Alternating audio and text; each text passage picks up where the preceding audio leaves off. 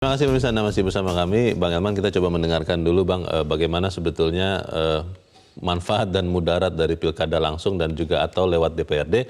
Kita sudah terhubung lewat saluran telepon dengan Ketua Komisi Pemilihan Umum Republik Indonesia, Arief Budiman. Mas Arief, selamat pagi. Selamat pagi Mas Leonard, Bang Elman. Mas Arief, kalau kita melihat sekarang ini kan pilkada langsung, katanya mudaratnya adalah biaya politik tinggi, kemudian juga ada masalah di beberapa hal terkait dengan pencalonan. Katanya kalau orang mau dicalonkan parpol harus ada mahar dan sebagainya.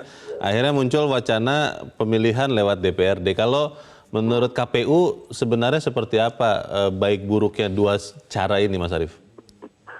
Sebetulnya pertanyaan ini lebih tepat ditanyakan kepada ahli pemilu ya, bukan penyelenggara pemilu gitu loh. Tetapi saya ingin memberikan komentar begini, berdasarkan literatur yang kita baca ya, memang pemilihan langsung itu tidak didesain untuk menciptakan efektivitas dan efisiensi, tapi dia didesain untuk menciptakan akuntabilitas, gitu loh.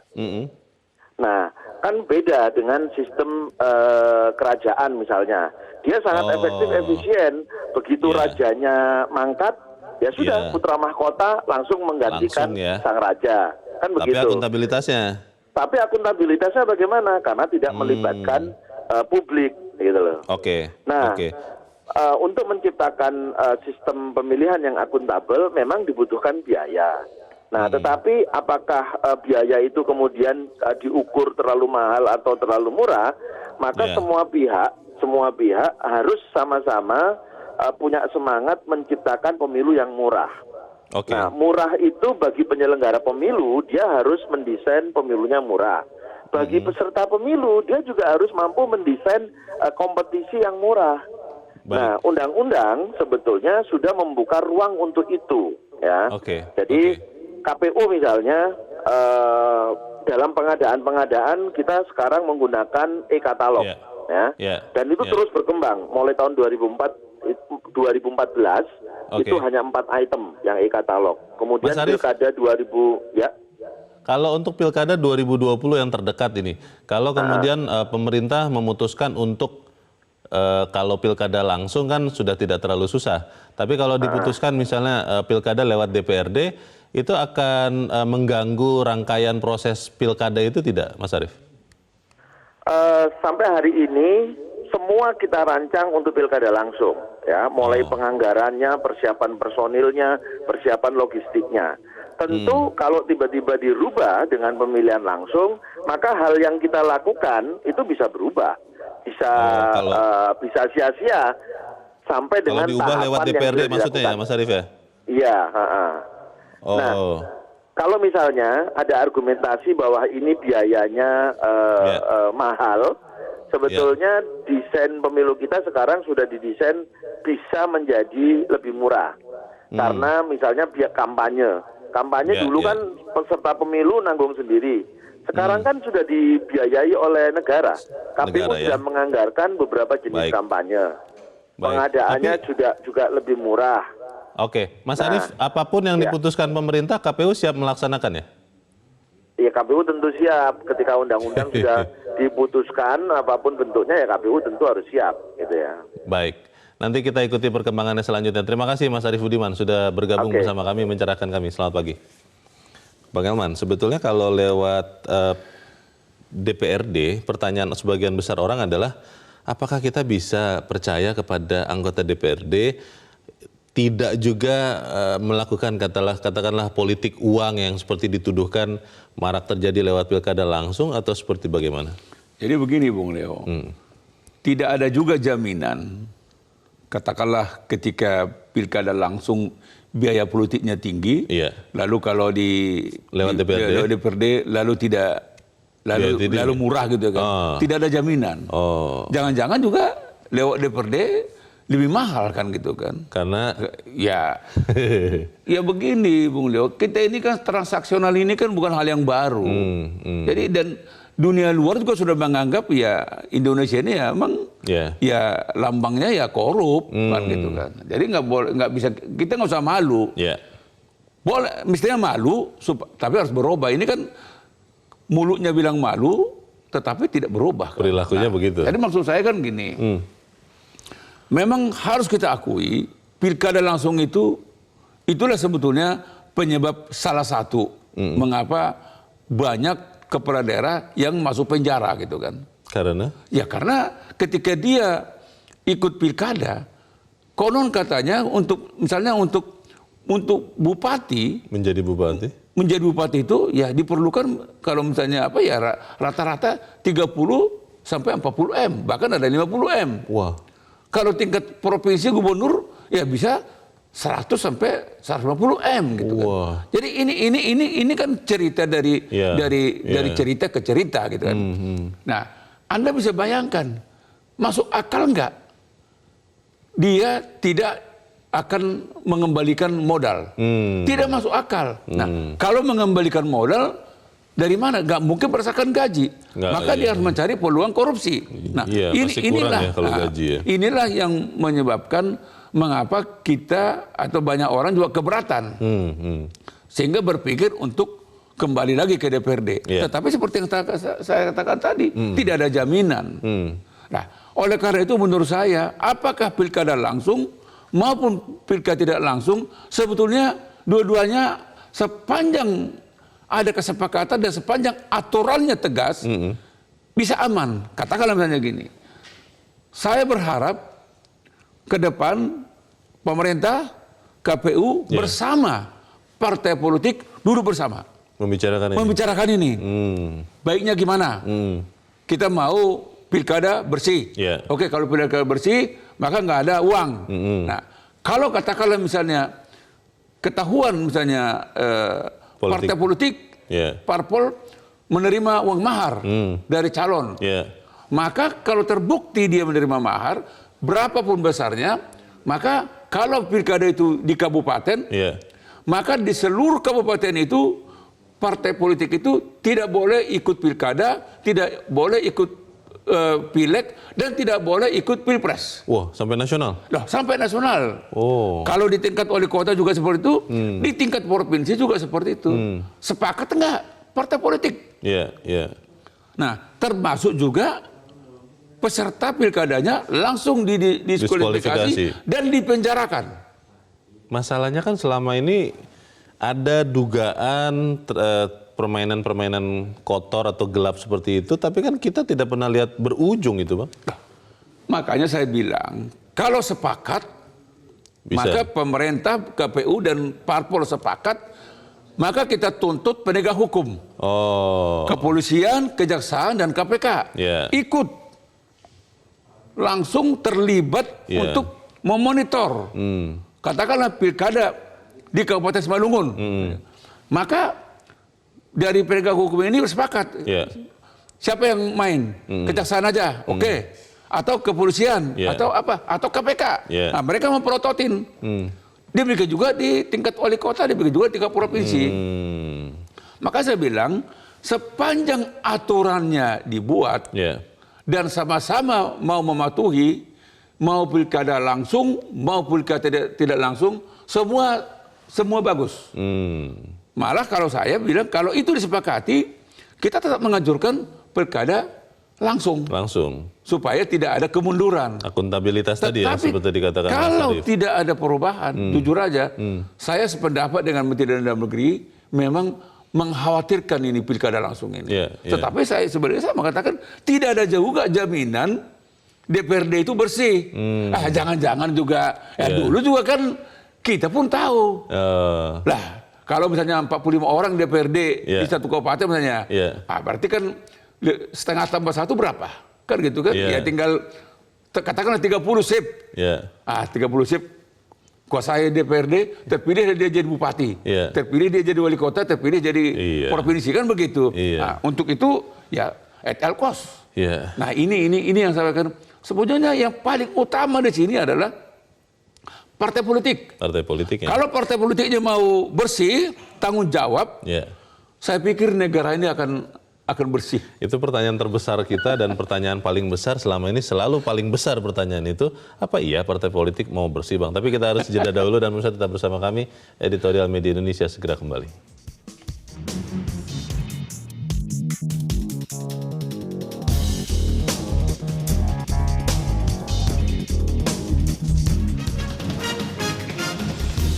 Terima kasih pemirsa, Anda masih bersama kami. Bang Elman, sebelum kita mendengarkan pemirsa, pertanyaan besar saya tuh dan juga rakyat kelihatannya, apa iya partai politik mau bersih, Bang?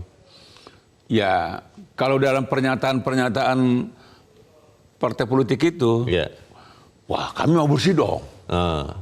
Pasti kita mau, kita di depan. Wah, berantas korupsi. Berantas korupsi, kita anti korupsi.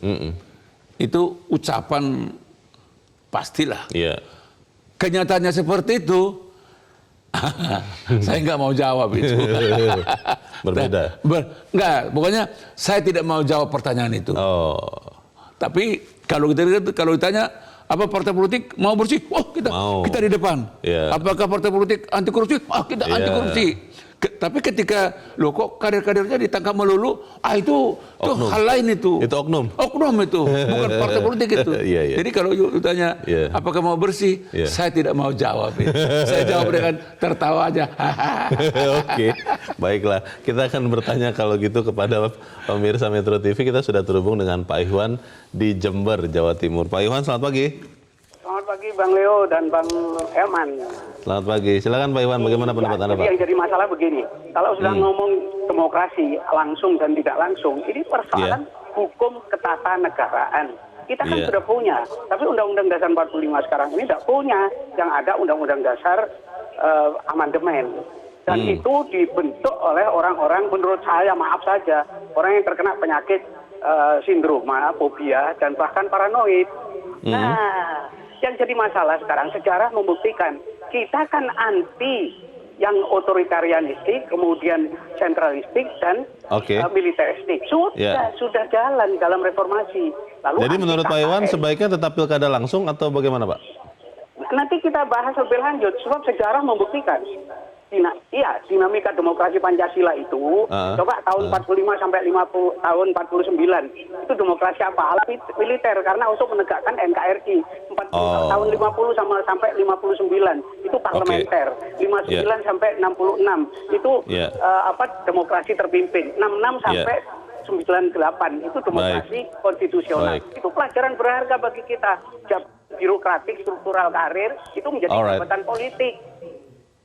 Baik, terima kasih Pak Iwan di Jember, Jawa Timur. Selamat pagi Pak. Di belakang Pak Iwan ada Pak Bambang Saptono di Surakarta, Jawa Tengah. Pak Bambang, selamat pagi. Baik, selamat pagi Metro TV, selamat pagi bangsa Indonesia. Selamat pagi Pak, silakan Pak Bambang.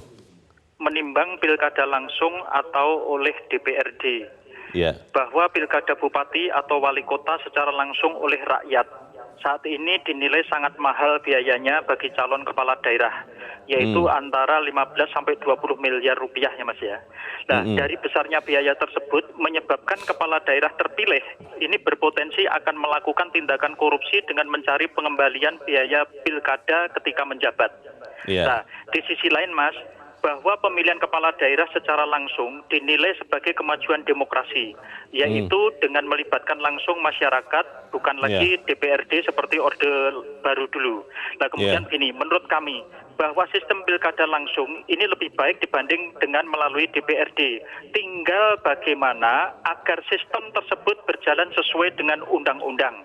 Nah kemudian begini Mas, pilkada langsung akan lebih baik dan akan lebih murah apabila satu, penegakan hukum undang-undang pilkada dijalankan. Ini benar-benar dijalankan loh Mas. Kemudian yang kedua, tidak ada money politik untuk parpol pengusungnya. Kemudian yang ketiga, tidak ada money politik untuk masyarakat pemilihnya. Kemudian yang keempat, tidak perlu membiayai saksi-saksi dari parpol karena saksi sudah disediakan oleh negara. Baik. Terima kasih Pak Bambang Saptono di Surakarta, Jawa Tengah. Di belakang Pak Bambang ada Pak Nugroho di Jakarta. Pak Nugroho, selamat pagi Pak. Selamat pagi Bung Herman, selamat pagi Bung Leonard, selamat pagi Indonesia. Inilah kuncinya. Demokrasi itu jantungnya kehidupan modern daripada otoriter. Tetapi dalam praktek demokrasi langsung maupun demokrasi perwakilan, itu dua-dua juga punya kelebihan dan kekurangan. Saya ngalami sekian puluh tahun dengan umur ini. Dulu zaman demokrasi perwakilan, itu korupsinya juga ada. Anggota DPR kalau milih gubernur, satu orang 50 miliar, satu orang sama ini. Tetapi kalau di parlementer itu kasirnya atau bohirnya itu partai. Nah ini gitu partai, ketua partai itu rajanya. Nah kalau demokrasi langsung itu rakyat harus dikasih 100.000, 200.000. Nah ini bohirnya pindah dari partai pindah ke cukong. Jadi dua-dua ini punya titik lemah. Apa bisa diperbaiki? Bisa kalau mau. Tapi dalam hukum moral, orang jujur, orang dewasa itu tidak ada peraturan pun tidak akan maling, Pak. Terima kasih Pak Nugroho di Jakarta. Selamat pagi Pak. Di belakang Pak Nugroho ada Pak Syahril di Jakarta. Pak Syahril, selamat pagi. Selamat pagi, Metro. Selamat pagi Pak. Silakan Pak, singkat padat Pak. Saya lebih memilih untuk secara DPRD. Dipilih oleh DPRD. Alasannya demikian. Demokrasi itu adalah sebuah alat. Alat untuk mensejahterakan rakyat. Itu alat berasal dari dunia lain, dunia barat sana. Kondisinya berbeda dengan Indonesia. Mereka merupakan kondisi lain, nilai-nilai yang mereka miliki berbeda dengan nilai-nilai kita miliki. Kita nilai-nilai kita miliki itu adalah Pancasila, kebersamaan. Ya, sudah dinyatakan, sudah terbukti. Akibatnya pada demokrasi ini bergelimpangan kepala daerah yang ditangkap positif. Kenapa? Demokrasi itu banyak biayanya, pemilihan yang banyak besar sekali biayanya. Jadi kembali lagi saya katakan, sebaiknya untuk pemilihan gubernur, wali kota dan lainnya itu sebabnya melalui DPRD. Tapi untuk presiden tetap secara langsung. Kenapa? Lebih banyak mudaratnya daripada manfaatnya. Jadi kembali lagi, demokrasi itu alat. Alat bukan tujuannya untuk akuntabilitas, bukan. Tujuan demokrasi itu ada alat untuk mensejahterakan rakyat. Kenyataannya apakah rakyat sejahtera? Ya, bergelimpangan orang yang melakukan korupsi. Kenapa biayanya besar? Terima kasih. Terima kasih Pak Syahril di Jakarta. Selamat pagi Pak. Pemirsa juga berbeda-beda nih Bang Elman pendapatnya. Tadi terakhir Pak Syahril yang tegas mengatakan lebih setuju kalau lewat DPRD. Nah, kalau sebelum ini semua dilaksanakan kan tadi Pilkada 2020 itu sudah di depan mata. Apakah kalau disepakati berubah itu akan langsung diterapkan di 2020 atau bagaimana? Ya, sebetulnya kan tadi kan kita dengar sendiri dari Mas Arief tuh. Ketua KPU.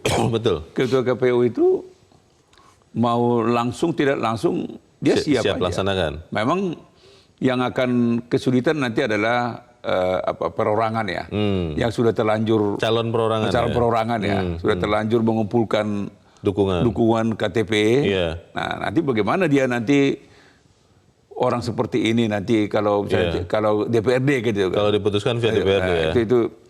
Tapi menurut saya sih KPU sudah punya kiat lah untuk itu. Tetapi kan menjadi soal sebetulnya kan kalau kita dengar dari pemirsa tadi kan terbelah kan. Nah tadi ada yang kata kunci yang dikatakan oleh Pak Nugroho tadi kan. Dia katakan ya memang ini sebuah simalakama. Kalau rejim DPRD maka yang menikmati itu parpol. Biaya tingginya kan. Kalau rejim pilkada langsung menikmati langsung rakyat kan begitu kan. Nah, cukong kan gitu kan. Nah, jadi sebetulnya yang penting seperti yang dikatakan oleh Pak Bambang dari Solo kan. Bagaimana penegakan hukumnya? Sebetulnya intinya penegakan hukum. Dan hukumnya juga harus tegas, harus jelas. Katakanlah misalnya jangan lagi ada toleransi kalau biaya untuk mengakomodasi mengumpulkan massa. Boleh. Kalau untuk biaya konsumsi boleh. Kalau biaya untuk beli bensin boleh. Nah, menurut saya hal-hal ini dinyatakan tidak boleh. Tegas ya. Tegas. Jadi memang dari awal katakanlah misalnya pilkada itu dibiayai oleh negara. Nah, pesertanya harus katakanlah maksimal dia hanya mengeluarkan uang 1 M misalnya untuk kabupaten kota. Katakanlah untuk provinsi 1,5 M. Dan itu resmi itu kan gitu. Di luar itu tidak boleh. Di luar itu tidak boleh. Maka menurut saya PPATK juga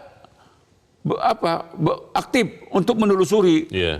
Dan demikian juga penegak hukum. Jadi sebetulnya mau pemilihan langsung, tidak langsung, seperti yang saya utarakan tadi, penegakan hukum. Kuncinya penegakan hukum.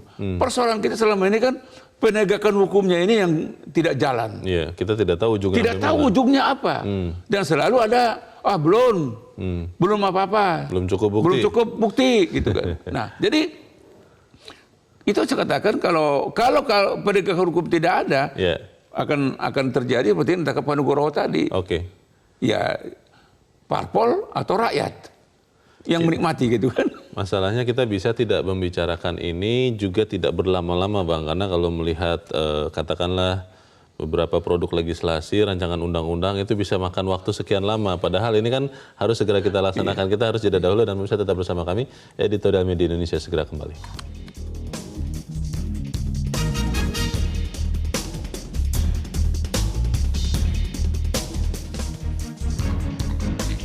Terima kasih pemirsa, Anda masih bersama kami. Kita di bagian akhir dari diskusi kita pagi ini.